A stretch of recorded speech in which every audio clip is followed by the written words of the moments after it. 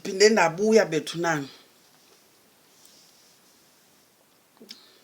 Sorry. Ayimandi intoni. Sweet kamandi. I'm back again with yet another one. Guys, this one I want us to talk about ukuthwasa and uphothule, but uyoba nginodole ekhaya kungenzeki nix after that. The time usephehlweni uyabona, when you come back kodwa usiwe awusaboni, awukwazi nohlola, akho nomuntu onqonqozayo ozocela igwada kuwe. Intoni unobangela? And how can we avoid that, ne?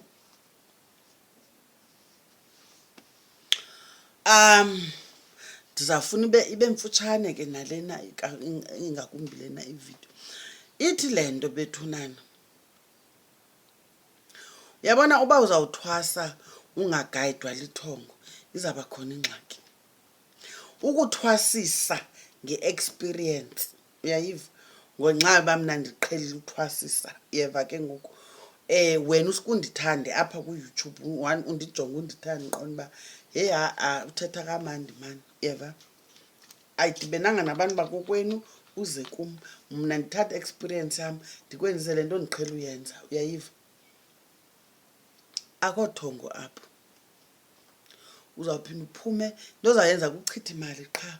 Phinde ufike kokwenu ube nginodolpop nje qha. Ongenamali ke ngoku.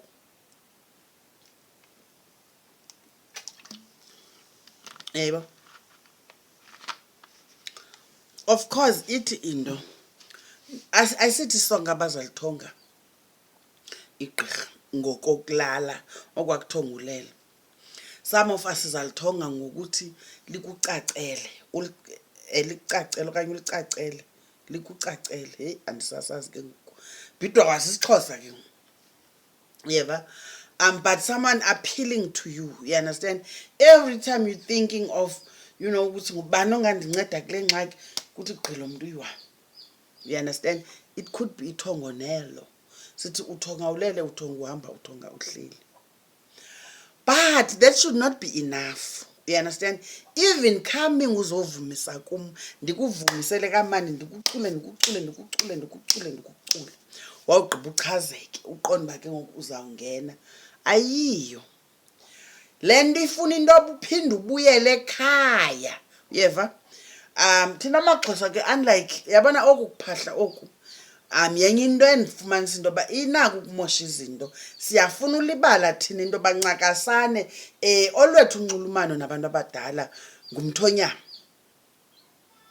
Ufike ngoku nina xa nivele egqirheni umuntu ahambe yoguqa phansi alayite ikhandlela atshisa impepho athi uthetha nabantu abadala. Amaxhosa ukuze uvakale ncakasane uya emthonyameni, ingakumbi ngento enzulu njengokuthwasa kwakho. Ukuphahla uphahla izithunywa zakho aba bajongene nawe, but into ejongene nawe ezakwenziwa because ukuthwasa kwakho uthwasiswa likhaya, lisiko lekhaya. Yonke lento iza umsebenzi wakho uzawubuphethwe likhaya, onganyelwe likhaya. Ithi lonto leyo yibuyisele phi emthonyameni, hamba osabela pha kubo emaxhantini into yoba ndiyile kumamkhonjwa. Umamkhonjwa wandinika indaba zam futhi ndaxola. Ngoku ke bantu abadala ndicela uqonda into yokuba ingaba xa ndinoya kuye into yoba andiwelise na, ningamamkela na? Umoya wam uyavuma into yoba ndisetyenzwe nguye. Into kunayo ndifuna uqonda kuni into yoba nina niyavuma na. Iye emaxhantini uyobuza, usukungxama kopho kuleqwa khona kufiwa apha. Ngaphandle kubufike ngumlwelwe usiza ngestretch. Uyafake ngoku. Kuwe kaloku uyivumele isawuthini ke ngoku uthini? but nje under normal circumstances nivele egqirheni ubuya sabela loo nto ubuya isabela thongo ntoni ngoba kaloku awuzuyazi yonke into ewe siyavuma buyani ke ngoku nihambe nexhantini niyosabela nichaze into yoba sihambile ngolu hlobo nolu hlobo nolu hlobo nolu hlobo sikholiwe into kunayo sifuna uqonda into yoba nina niyakholwa na ngumamkhonjwa ukubana ngabe uthwasa ngokwenene nangokwenyaniso baza kuphendula utsho ke ngoku avele umamkhonjwa ubone into yoba bayavuma mele bekhona isayini etshoyo into yoba kuvunyiwe into yoba iya kulaa mzi ungaziyeli ngoba uzawufika phaa uhlale yeva ndikuthwasise ke ngoku mna nge-experience yam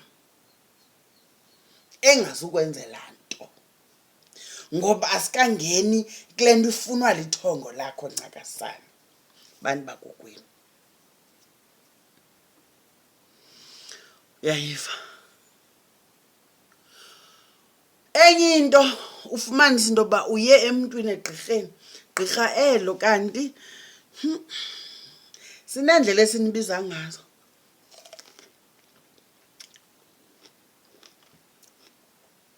yo kubawa ndisakwazi nolinda uxolo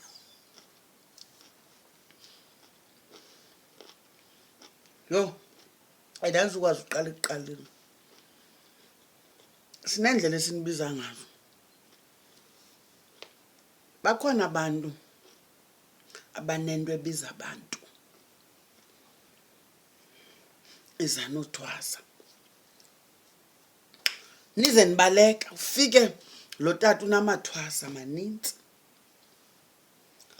kodwa xa unoqwalasela into yoba amathwasa lapha aphuma asebenze na likhona nithwasa wakho eva kusithiwa ligqibile amanintsi awagqibi nogqiba agqibileyo ahlela wenza into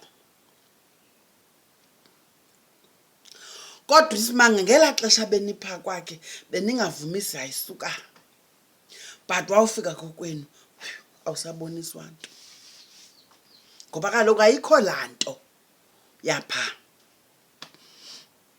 kwawuthi uzulungu unikwa intshontsho lalaa nto uyayibo zinto ezenzekayo ezo izizwe fumanisa ufakwe izizwe ufakwe amakhosi uyayiva ufakwe nje into engenye engenguwo umoya wakokwenu itsho ke ukungcolisa ithongo lakho libhekele ushiyeke wedwa apho ithi loo nto leyo masivula amehlo masivule iindlebe masivule nala umlomo ayopijama ayondolala umlomo khona itshomi yam ununu unokulunga athi yintoni le nguthoko ngumlomo ayingothoko yinto othetha camaku akuthiwa yibakrwada kodwa vula umlomo mani xa kukho into ongayiqondiyo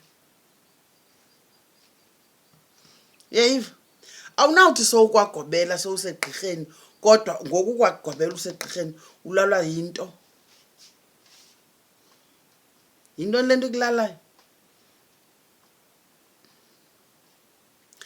susunyaba sumatha uthwasa umuntu othwasayo kufuneka athi hlwaps ube vakarapha but nina isimanga andifuna unixokisele yabona xa nithwasa ufike umuntu ubone buzokulinga ke ngoku uzokulinga uyayiva mna ndiqonda uba mna mhlala ekhaya undilinga ekhaya ke ngoku uyayiva akafuni iyeza lo mntu uyayiva xa kuvaswa ngabanye abantwana and bacinga uba ubabona and ujikela ngaphaya alichithe iyeza okanye njengoba kukhiwa iyeza ngabanye abantwana yena akha amanzi edramini ayozivasa ngamanzi amangale abanye abantwana xa bedlokova xa kufika indwendwe yeva betsiba kuqala yena igazi lakhe liflat ibe ngathi ingxaki kuwe kodwa ingxaki kuye akumandanga uba lithwasa guys but who said kuzawuba mandi why kufuna kube mandi I'm not saying uthi kufuneka niabuziwe but iyeza ukudla umzekelo igobongo ubethe ibhekile ngamaxesha akhona. Uyayiva? Ayindimanga kaloku othi ixesha ledlozi mayibe ngu-3 ekuseni. Xa kufuneka ibhekile ibethwe ngo-3 ekuseni izawubethwa ngo-3 ekuseni. Akuzuthandiswa kuwe. Ufika umuntu entshingi kodwa nguye onqonqozileyo wathi uyagula. Ngokwani umdlisa iyeza akalifundi. Uyayiva? Awugqiba umuntu apakishe okungokwakhe ahambe athi woyisiwe. Uzawuthetha ngawe ke ngoku athi ukrwada because kaloku ndizawuba krwada. Uyeva? Uwaste iyeza lam ndikwenzela ibhekile ungayityi. Uyayiva? Hleli nje yakhe yachithwa imali kaloku. Kwaye ke siyawahambela la mayeza.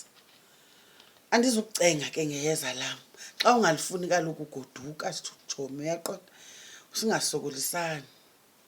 Because akho bugqirha uzabufumana mani.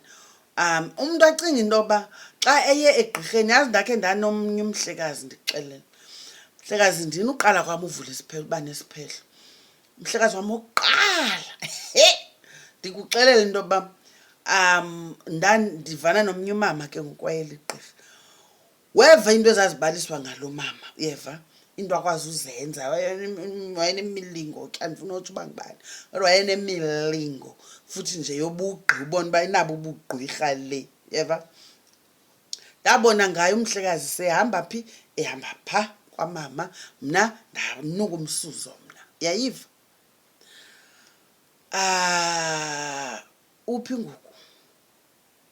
Ndixela uba ulipharapara into empanguzayo nje engazazi uba iyaphi na. Uyayiva? Ayindimndenzeni zange akwazi unyamezela inyaniso, wafuna ezi zikhawulezayo. Baza kunika ke into ezikhawulezayo. Zizawukhala ke manje ngokukhawuleza ke futhi. Guys, let's be careful, man. All I think the message I have today, even with the first video, masivula amehlo. Masivula amehlo, masiyazi into yoba yonke into sixhomekeke kwaba bantu basithi. You understand? You are your own people. Ungabantu bakokwenu, ungumkhonjwa. Yeva? Ungumkhonjwa, unguthaka, unguwulana, ungumangxama, ungudlamini, unguzizi, ndim ke lowo. Bonke aba bantu bandim. Without them I am nothing. So yiba ngabo abantu bakokwenu, yiba ngusikhomo, yiba ngumngwevu ngokwenene nangokwenyaniso. Bamamele ke, uba ungabo bamamele. Why do you call yourself them? Why kutheni uzibiza ngabo kodwa ufuna ubasabela, ufuna ubamamela? Awunanyani. Camagwini bethunana. Kukangako namhlanje. Bethuni ndiyalungisa indlela zithini sibheka eplate namhlanje. Ya abakwela cala now ndikroba kuba ndiyafumaneka. Bethunani masibonaneni. I-retreat is on the 5th. It's a few days from now.